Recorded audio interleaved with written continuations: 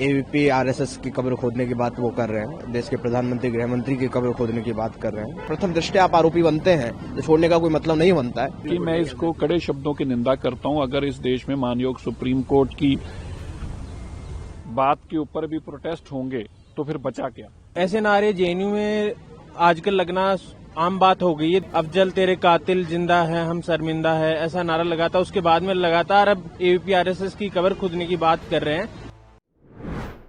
कल जिस तरह की जो वीडियो सामने आया है, जो वो नारे लगा रहे हैं, जिसमें एबीपी आरएसएस की कब्र खोदने की बात वो कर रहे हैं, देश के प्रधानमंत्री गृह मंत्री की कब्र खोदने की बात कर रहे हैं, तो ये कोई नया नहीं है। वामपंथियों का और इतिहास रहा है, पूरा एक लंबा इतिहास है उनका, कि वो देश के संविधान में, देश की न्यायपालिका में उनका कोई भरोसा नहीं है। बस वो एक संवैधानिक और संविधान की बात करते हैं सिर्फ अपने आप को बचाने के लिए, अपने आतंकवादियों को बचाने के लिए।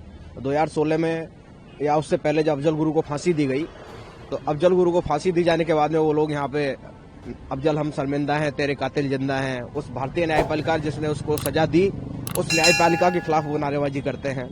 उमर खालिद और साजिद इमाम जो दिल्ली दंगों के आरोपी हैं, और कल कोर्ट ने भी कहा, हम तो स्वागत करते हैं उस निर्णय का कि सुप्रीम कोर्ट ने जो उन्होंने 6वीं बार बेल प्ली फाइल की, तो उसमें उन्होंने जो डिसीजन दिया 1 साल के लिए उनको रोक भी दिया कि अब आप नहीं लगा सकते, और प्रथम दृष्टया आप आरोपी बनते हैं तो छोड़ने का कोई मतलब नहीं बनता है।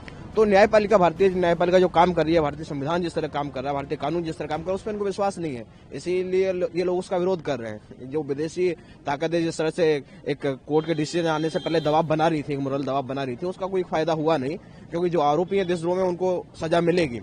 और अखिल भारतीय विद्यार्थी परिषद की इस बार सदस्यता लगभग 70 लाख हुई है। उनका वो कार्यकर्ता जो देश के निर्माण में वास्तव में लगे हुए हैं, वो विद्यार्थी जो लगे हुए हैं, आरएसएस जो पूरे समय देश की आपदा में खड़ा रहता है, उनकी कब्र खोदने की ये लोग बात कर रहे हैं।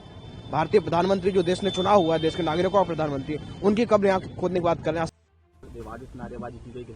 कि मैं इसको कड़े शब्दों की निंदा करता हूं। अगर इस देश में मानयोग सुप्रीम कोर्ट की बात के ऊपर भी प्रोटेस्ट होंगे तो फिर बचा क्या। इन लोगों को कोई देश से, कोई संविधान से, कोई कानून से मतलब नहीं है। ये अलगाववादी लोग हैं।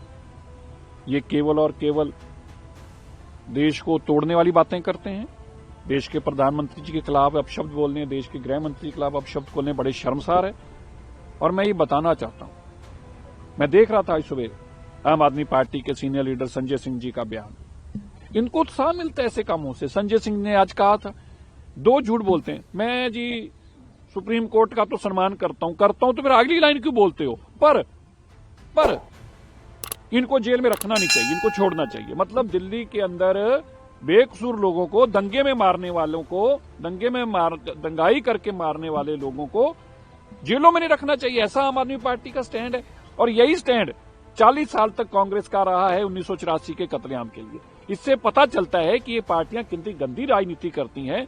इन लोगों को, ये शाजिल जितने लोग हैं, ये साजिश के पीछे, इनके पीछे कहीं ना कहीं आम आदमी पार्टी और कांग्रेस हमेशा ही दिखाई देती है दंगाइयों के पीछे। ये एक सोचने वाली बात। कल एबीपी और आरएसएस की कब्र खुदेगी ऐसे नारे लगते हैं। ऐसे नारे जेएनयू में आजकल लगना आम बात हो गई है। 2016 में ये नारा लगा था, अफजल तेरे कातिल जिंदा है, हम शर्मिंदा है, ऐसा नारा लगा था। उसके बाद में लगातार अब एबीपी आरएसएस की कब्र खुदने की बात कर रहे हैं। ये वही एबीपी है या आरएसएस है जिसके 60 लाख से ज्यादा मेंबर्स हैं। क्या वो उन 60 लाख लोगों की कब्र खोदने की बात कर रहे हैं, या फिर ये जो आरएसएस के जो लाखों करोड़ों स्वयं सेवक हैं, ये उनकी कब्र खोदने की बात कर रहे हैं। और उसी के साथ में एक न्यूयॉर्क से एक मेयर के द्वारा लेटर लिखा जाता है उस टेररिस्ट को, उस आतंकवादी को, कि उसकी रिहाई की जाए।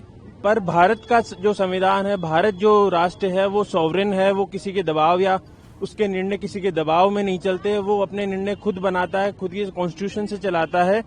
और उसी का नतीजा है कि उनकी बेल डिनाई कर दी जाती है। और उसका हम बहुत ही स्वागत करते हैं, उस निर्णय का, सर्वोच्च न्यायालय का। उनको बेल नहीं मिलनी चाहिए। सेपरेटिस्ट और एक्सट्रीमिस्ट की भारत में कोई जगह नहीं है, उनकी सिर्फ जेल जगह है।